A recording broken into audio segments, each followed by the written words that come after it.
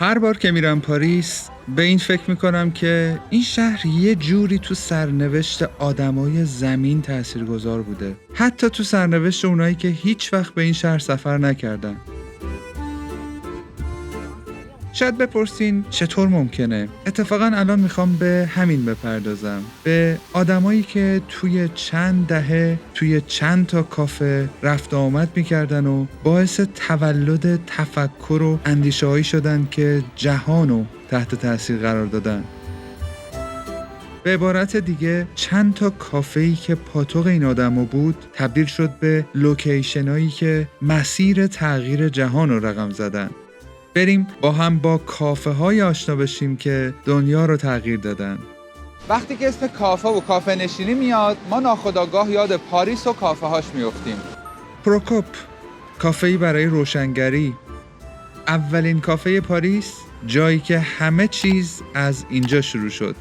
یکی از مهمترین و معروفترین کافه های پاریس. سال 1686 افتتاح شد و خیلی زود شد پاتوق بزرگترین متفکرای قرن 18. ولتر، روسو، دیدرو و بنیانگذارای انقلاب فرانسه همینجا دور هم جمع می شدن.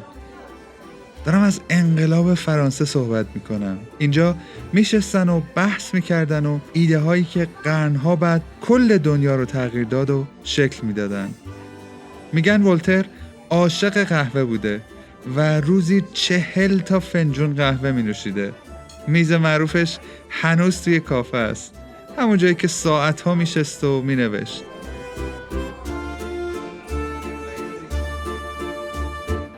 ناپلئون هم وقتی هنوز یه افسر گمنام بود اینجا می اومد و حتی یه بار کلاه سه گوشش رو گرو گذاشت تا بدهیش رو صاف کنه، کلاهی که هنوز هم میشه توی کافه دید. اینجا فقط یه کافه نبود، یه آزمایشگاه فکری بود که ایده های انقلاب فرانسه توش شکل گرفت.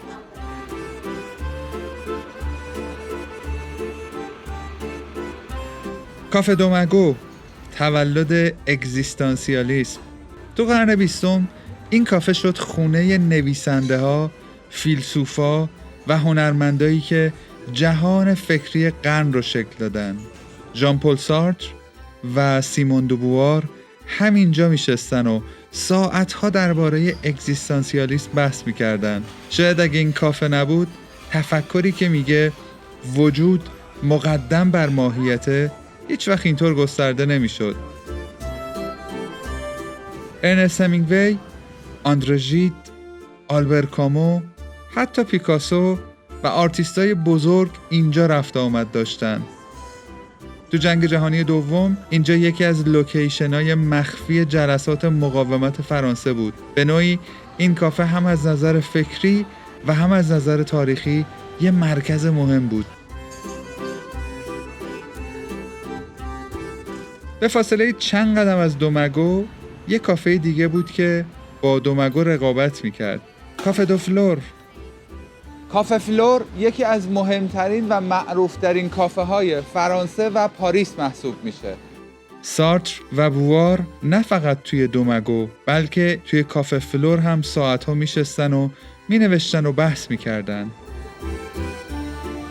کافه دو فلور شد پاتوق روشنفکرا، نویسنده ها و فیلسوفایی که سیاست و ادبیات رو توی هم میامیختن.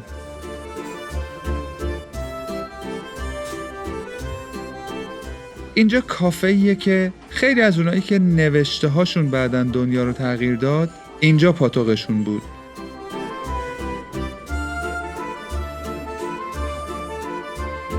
ترومن کاپوتی، جیمز بالدوین و حتی پابلو پیکاسو اینجا میشستن و الهام میگرفتن.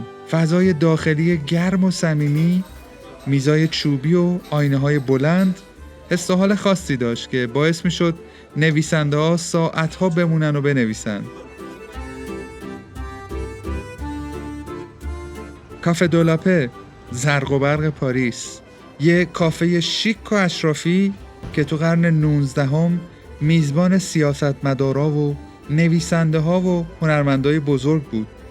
گیدو موپاسان همینجا میشست و مینوشت. اسکار وایلد، لئو تولستوی و مارسل پروست هم از مشتریای دائمی این کافه بودن. نمیتونم با اطمینان بگم، اما حتی شاید ناصرالدین شاه ما هم اینجا قهوه نوشیده باشه، چون هتلش دقیقاً بالای سر همین کافه بود وقتی به پاریس سفر کرد. نزدیکی این کافه به اپرای گارنیه باعث شده بود که طبقه اشراف و سیاستمدارا اینجا رو انتخاب کنن. ناپل اون سوم هم گاهی اینجا قهوه‌شو می نوشید و امیل زولا از همین کافه الهام می گرفت تا درباره زندگی پاریسی بنویسه. هنوزم فضای لوکس اینجا حس و حال اون دوران طلایی رو زنده نگه داشته. بله، کافه های پاریس فقط محل قهوه خوردن نبودن، بلکه نقطه های شروعی بودن برای جنبش های فکری، انقلابی و هنری که دنیا رو به شکلی که امروز میشناسیم تغییر دادن. پس اگه گذرتون به پاریس افتاد، یادتون باشه قهوه خوردن توی کافه های پاریس چیزی فراتر از نوشیدن چند جرعه نوشیدنی گرمه. اینجا جاییه که شاید مسیر زندگی خود شما رو حتی عوض کرده باشه.